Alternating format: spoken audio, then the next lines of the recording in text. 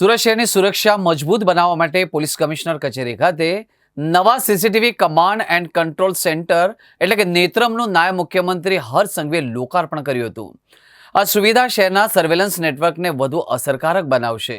Command સેન્ટરમાં body Warne કેમેરાનું live monitoring અને અપગ્રેડેડ ડિસ્પ્લે સિસ્ટમ જેવી સુવિધાઓ સમાવેશ છે।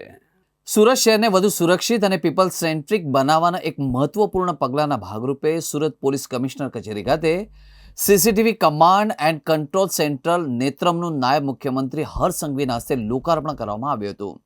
શહેર પોલીસ દ્વારા જનભાગીદારી અને આધુનિક ટેકનોલોજીના સંયોજનથી તૈયાર કરેલા આ કમાન્ડ એન્ડ કંટ્રોલ સેન્ટર શહેરના સર્વેલન્સ નેટવર્કને વધુ અસરકારક બનાવશે। સુરત પોલીસના હાલના કમાન્ડ એન્ડ કંટ્રોલ રૂમને સેન્ટ્રલાઇઝ કરીને નેત્રમની રચના કરવામાં આવી છે।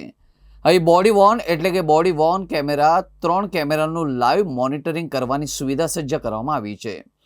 કંટ્રોલ રૂમના તમામ વોલ્સ તથા ડિસ્પ્લે સિસ્ટમનું અપગ્રેડેશન પણ કરવામાં આવ્યું છે, જેથી શહેરના વિવિધ વિસ્તારોનું વધુ સ્પષ્ટ અને રિયલ ટાઈમ મોનિટરિંગ શક્ય બન્યું છે। શહેર પોલીસને કુલ 1460 સીસીટીવી કેમેરા ફાળવવામાં આવ્યા છે, જેમાંથી 1333 કેમેરા ઇન્સ્ટોલ કરી દેવામાં આવ્યા છે અને તેનામાંથી હાલ 709 કેમેરા કાર્યરત છે। આ કેમેરા શહેરના મુખ્ય માર્ગો, જાહેર સ્થળો અને સંવેદનશીલ ઝોનમાં લગાવવામાં આવ્યા છે, જેના થકી સલામતી વ્યવસ્થા વધુ સુવ્યવસ્થિત થશે।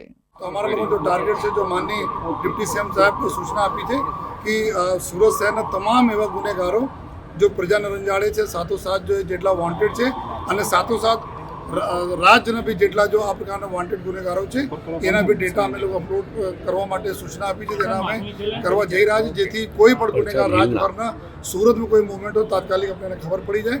તો આ કંટ્રોલ રૂમથી અમે આવનાર સમયમાં આ બધાને ખબર છે કે 2012માં જો સેફ સિટીના સુરત આઈ જો પ્રોજેક્ટ હતા, અત્યારે 12 વર્ષ પછી જો કેમેરાઓ પુરાના થઈ ગયા હતા એના ચેન્જ કરીને તદ્દન જો અદ્યતન કેમેરા અને સ્ક્રીન લગાવવામાં આવી છે। તો આજે અમે ફરીથી માનનીય ડિપ્ટી સીએમ સાહેબનો આભાર માનીએ છીએ।